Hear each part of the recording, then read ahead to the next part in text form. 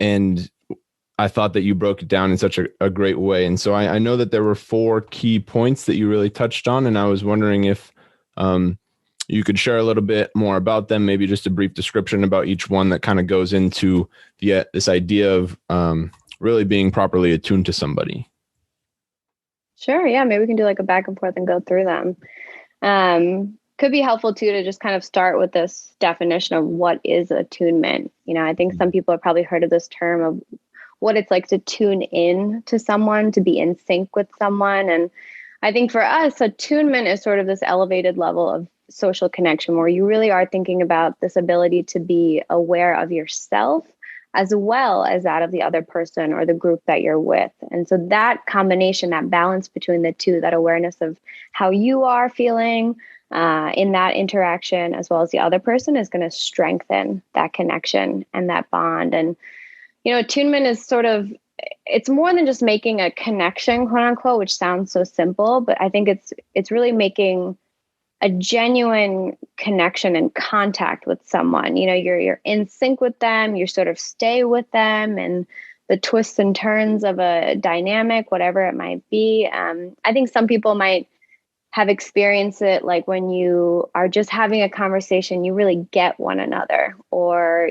sort of like a friendship at first sight where you just feel like you've known this person for so long, or even beyond connections. Like we talk a lot about the beauty of attunement, how you see that in forms of art or dance, or in sports on the basketball court, when there's a level of teammates really in tune and in sync with one another. There's this beauty that is that you marvel at in a way. It's special and it's unique.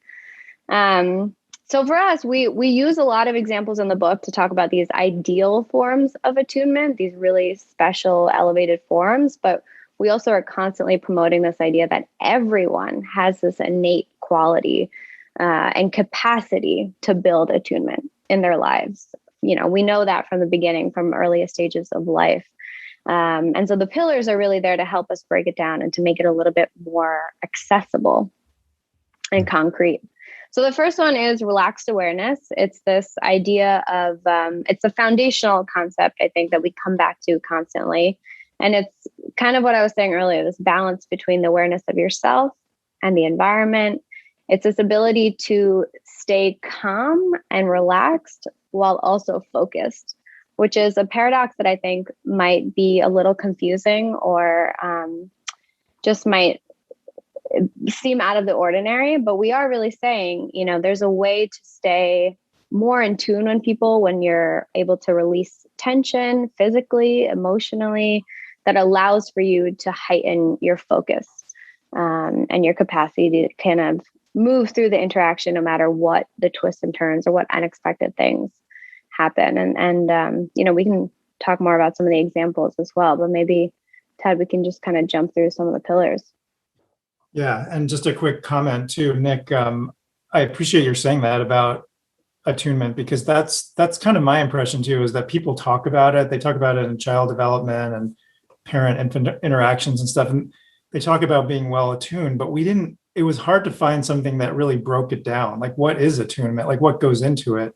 How do you develop it? It's sort of put forward as this good thing that's desirable, but there's not a lot about what goes into it. So what Ashley described is the foundation, the relaxed awareness. And we kind of think of them as almost like a pyramid in a sense. Like the relaxed awareness is the foundational element that everything else sits on.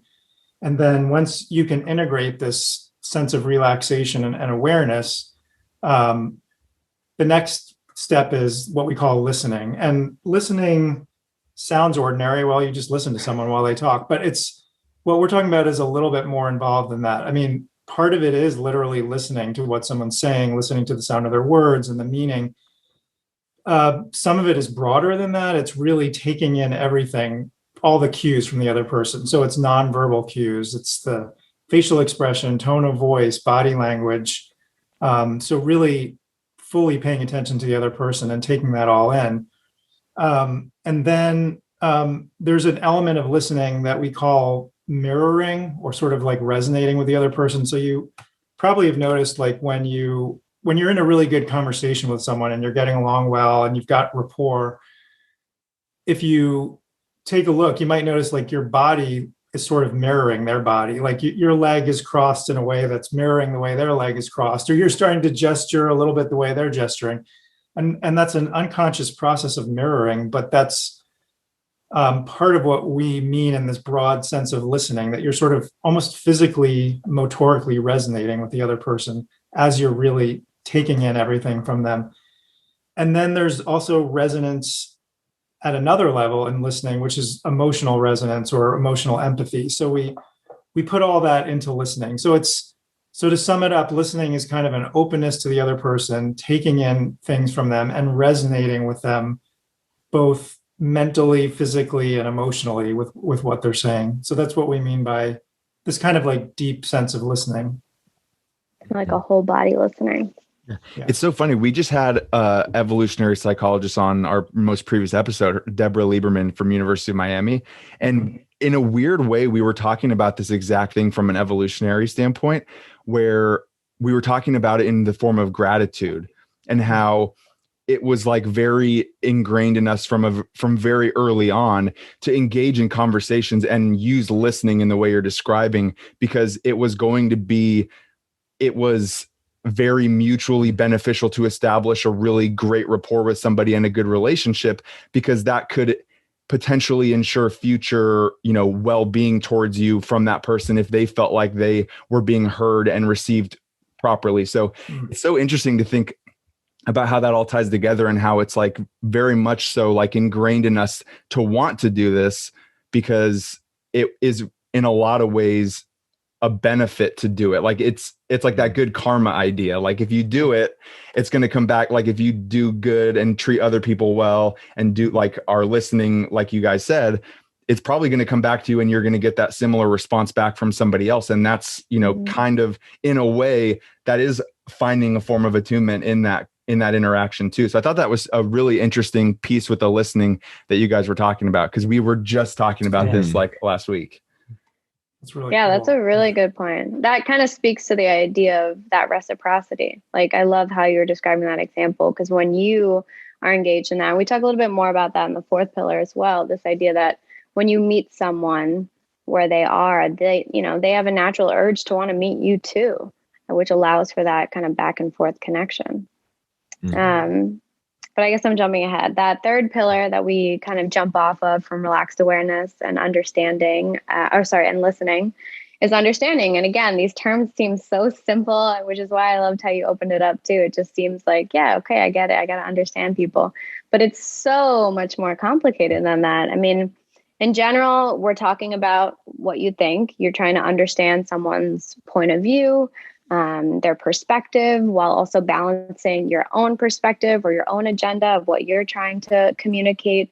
But I think understanding comes from, I like 2 points of understanding to really kind of highlight. One is that understanding someone else should be constant. It should be continual. Just because you understand someone's perspective in one moment, everyone is evolving and changing all the time. And so there's this, I think, responsibility in a way to be aware of that and to continually be attempting to stay attuned in order to understand someone genuinely and as authentically as possible. And then the other thing is to understand someone means to really understand them from their perspective and from what they're trying to communicate, and to try and avoid all of the things that can infiltrate your understanding of them. So your own biases, your own past experiences, your own assumptions about them, or your assumptions about what they're trying to communicate. A lot of that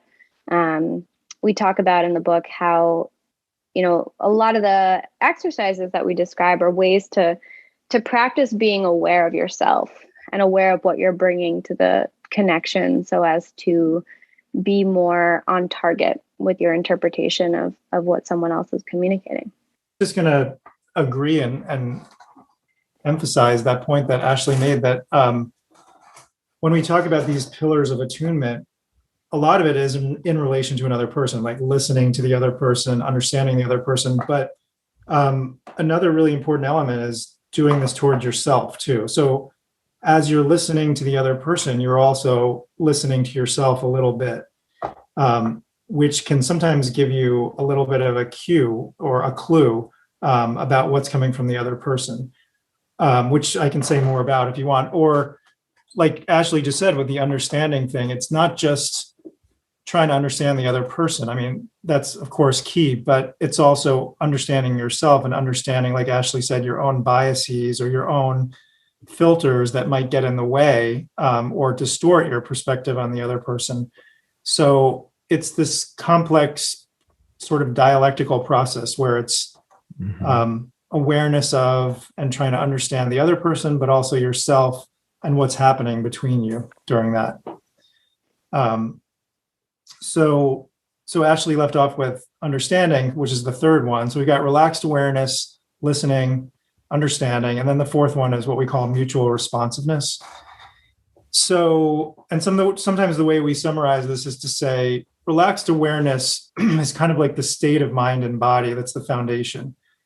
Listening is what you're taking in from the other person and yourself. Understanding is how you're processing that and, cognitively understanding it. And then mutual responsiveness is the active element. It's actually what you do. It's how you respond to the other person. And Ashley mentioned this before, but we break down responsiveness into these three parts. And the first part is meeting the other person where they are. So, if you want to have a good, connected, attuned interaction with someone, it's really important to try to meet them where they are. Ideally, the two of you would meet each other where each other are. You'd sort of meet each other halfway. But if that's not going to happen, then even just trying to meet the other person where they are is really helpful. One way we illustrate this in the book is like, let's say you're a parent and you come home at the end of the day, because I am a parent. I do have kids. And sometimes, your kid is playing with some toy or something, but you want to know how their day in school was. So you're just like, hey, Charlie, who's my oldest son's name, how was your day in school? And he's like, fine, or like sort of ignores you or doesn't really tell you or whatever. And then you could get annoyed and say, well, Charlie, come on, like what happened? He's like, nothing. You're like, come on, something must have happened. But there I'm not really, and I've done things like that many times. That's what I was going to say. I was like, you learn from experience. Yeah. I'm not really meeting him where he is. Like I'm insisting that he give me an answer, But if he's, I don't know, like playing with some toy or reading something or watching a video, and if it seems like a good moment, if I express some interest in that, I was like, oh, that's a cool toy. Or, I meet it and he's like, oh yeah, you want to play catch or whatever. And we start, and so I kind of meet him with what he's doing, what he's interested in. And then not long afterwards, a lot of stuff will just spontaneously come out about how his day was without me like having to insist on it. So it's that kind of like meeting the other person where they are establishes that kind of connection where, it's not really like a passive thing. Like you're just, doing whatever the other person wants. It's a way of connecting with the other person. And then by doing that, you actually have more efficacy, more sway or something in that relationship. So part of it is meeting the other person where they are. The other part, second part is what we call contingent responsivity, which basically means that you're the back and forth of conversation or interaction, think of it like playing tennis, right? I hit you the ball and then you're going to go to the ball and hit it in a way that's responsive to the way I hit it to you, right? So it's this back and forth reciprocity. And so that your responses to the other person are kind of on target to what's coming from them and it's directed at them. I'm not just like going off here into outer space and a tangent on whatever's on my mind in a way that's not connected to you. So that's that contingent responsivity. And then the last part is what we call staying in the flow, which means trying to stay in this flow of back and forth. So like, again, if we're playing tennis and we're getting into a good responsivity, you're hitting me the ball, I'm hitting it back and so on, we're getting to a good rhythm. I got to stay in the flow of that. If I suddenly space out and notice the bird flying by or something, or get lost in my own thoughts, then I'm going to miss the ball and I'm going to lose the point, right? So So it's that process of trying to stay in the flow. And one thing that we emphasize is that no one's able to do this perfectly. Like we can't do it perfectly. I don't think anyone can do it perfectly.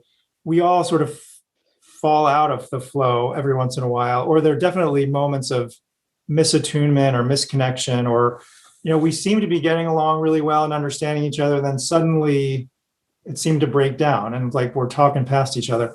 So those kinds of things inevitably are going to happen. They happen all the time. And so another thing that we talk about is sort of basically starting again, beginning again. So if you fall out of attunement, you fall out of connection, be kind to yourself, realize that it always happens to everyone, and think about, well, how can I begin again?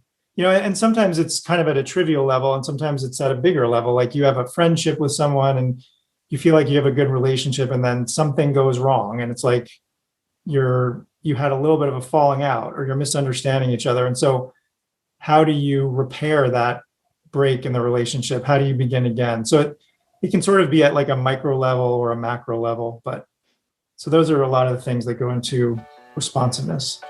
Thanks for watching, everybody. We appreciate you tuning into that, and we hope you found that helpful. If you're interested in watching more professors give us a deep dive in some of their areas of expertise, please click on the video below. And also subscribe right here. We hope you have a good day. See you in the next one. See ya.